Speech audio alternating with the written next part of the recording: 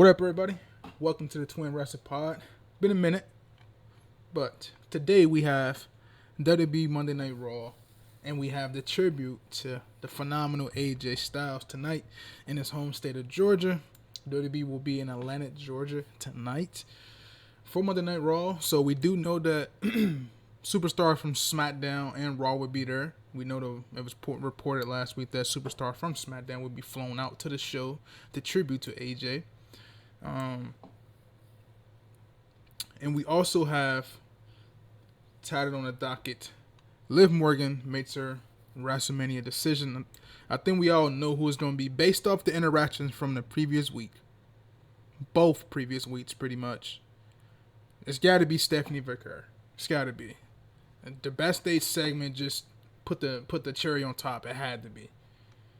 The WrestleMania build so far is lackluster, to say the least. And with the Elimination Chamber being on this Saturday, I just watching everything. I just beg Triple H to be different. You know what I mean? Like begged him to try to take a leap and do something different, do something to shake things up around the landscape. I'll get to that in the middle part of the video, but Liv Morgan makes her decision. It should be Stephanie Vicker. The thing with her match, I don't see her being able to carry a one-on-one match though. Like at WrestleMania, maybe her superstardom maybe superseded that, but I don't know, man. Her versus Stephanie Vicker just don't sell like previous WrestleMania matches for the women. But CM Punk always coined the term, how would you know if someone's ready for that moment if you don't put them in there? So this would be her chance to show it at WrestleMania. Speaking of CM Punk, we have a discussion with CM Punk and Finn Balor apparently tonight on Monday Night Raw on a Go Home show preceding their match at Elimination Chamber. Roman Reigns, we know, is not scheduled to be back on Raw until March, so pretty much the next Monday Night Raw he should be there. This matchup with Finn Balor, it's what it's going to be like it was in Ireland. I kind of coined it how Seth Rollins had the match against Finn Balor at SummerSlam. You're going to get a great match, right, between these two. But ultimately, Finn Balor will lose. I'm just debating on whether, trying to rattle in my mind, what does Finn Balor come out there as? Do he come out there as the demon, or do they save that for his eventual babyface turn? So, try to tune in tonight for that. Brock Lesnar, the big domino to fall tonight, returns on Monday Night Raw. Why is he returning? We don't know. Last time we saw Brock, he was getting eliminated out of the Royal Rumble by Cody Rhodes and LA Knight. So that brings credence to the report this past week of the rumored plan for WrestleMania is Brock Lesnar versus LA Knight. Don't know how I feel about that. I mean, it's a prominent spot for LA Knight. Do Triple H go all the way and give LA Knight that shine by having him beat Brock Lesnar at WrestleMania? Just enough. Triple H don't show this enough regarding LA Knight that he don't view LA Knight in a high regard. So it's kind of hard for people, fans, to watch the product and believe that Triple H is going to have LA Knight actually win something monumental or win something that has some sort of steam behind that he can build behind. So that's very hard to figure out. So what is Brock Lesnar going to be there for? We do not know. We just got to tune in. Will he eventually start a program with LA Knight? Who knows? We just have to find out. I'm still hoping out for Oba versus Brock, but as it's looking right now, Brock and Oba probably going to be on different paths. We also get the final qualifying match for the men's Elimination Chamber. The qualifying match is kind of like ruffled my feathers a little bit. We had the first one was Randy Orton, Aleister Black, and I think Solo Sikoa. I thought Aleister Black should have won that one just to shake something up a little bit, just because these guys are not going to get shine at WrestleMania. Triple H he plays everything close to the butt, close to the vest, so you rarely gonna get some of these guys featured in WrestleMania. So I just didn't see, like, why not get these guys a big enough spot in a big enough build at Elimination Chamber and a chance to be a number one contender. But he decided to go with the crop that we've all been used to seeing. So it's Randy Orton, Cody Rhodes, LA Knight, the two newcomers, Javon Evans and Trick Williams. I'm all for it for sure, just because it's something different, something new, you know. So this is the finals men's qualifying match. Why is El Grande Americano the original in there? Have no fucking idea. Bronson Reed and main event Jey Uso. Now I'm gonna cut through the bullshit here.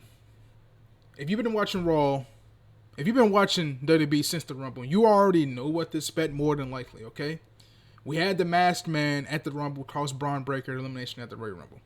Then the next week he cost Austin Theory the qualifying match for the Chamber, for this very Chamber match. The next night on Monday Night Raw. Then last week, he just hit Logan Paul, who's a part of the division also, with a stump on the outside. So, perspective being perspective, what the fuck do you think he's going to do come tonight in this triple threat match? Both of these guys are already accounted for. Bronson Reed is accounted for because he's going to be the one the Masked Man cost the match for. So that eliminates Bronson Reed from the equation. El Grande Americano, he probably eat the loss. Right? Because the imposter El Grande Americano will have something to say about this matchup. So that only leaves main event Jey Uso to win the match. So I'm going to take main event Jey Uso because it's just written blatantly in your face right there. Now, will Triple H swerve us and shock us and put Bronson Reed in there? I don't see enough for Triple H where I'm apprehensive to believe in that idea. So I don't know. But I'm going to take Jey Uso. And the problem I have with this is, okay, I ain't shitting on Jay like everybody else be shitting on Jay. I actually like Jay. But the fact that you have him and Jimmy hold the World Tag Team Championships and they're not featured on the show together as a tag team. They're featured on the show as Jey Uso competing in the Elimination Chamber to compete to be the number one contender for the WWE Championship. Bruh, you are already currently holding the championship, my guy. The tag team straps. Triple H, he does nothing with the tag team division. What the fuck are the championships there for then? See what I'm saying? You're just wasting time. He need to really do something with this tag division, bruh. It just don't make sense. It's like the AEW shit. You have people who are tag team champions holding singles titles. What the fuck is that? I don't get that. So why is Jey Uso competing in this match? Who the fuck knows? Just so everybody can yeet in the chamber? That's about it, man. And then again, I'm not shitting on it. I actually like Jay. I want Jay to succeed for sure. I feel like he got his legs cut underneath him. The IWC was unfair to him. But this shit is just stupid, man. Next up, we have Io Sky versus Raquel Rodriguez versus Kairi Sane. The final women's Elimination Chamber triple threat qualifying match. So the other 5 competitors who have stamped their ticket for the chamber, we have Rhea Ripley, we have Kiana James, Alexa Bliss. I'm drawing a blank on who else in there. Who was the fucking first to qualify? Oh, no, it wasn't Alexa. Who the hell beat Chelsea Green? I can't remember who beat Chelsea Green. Oh, Tiffany Stratton.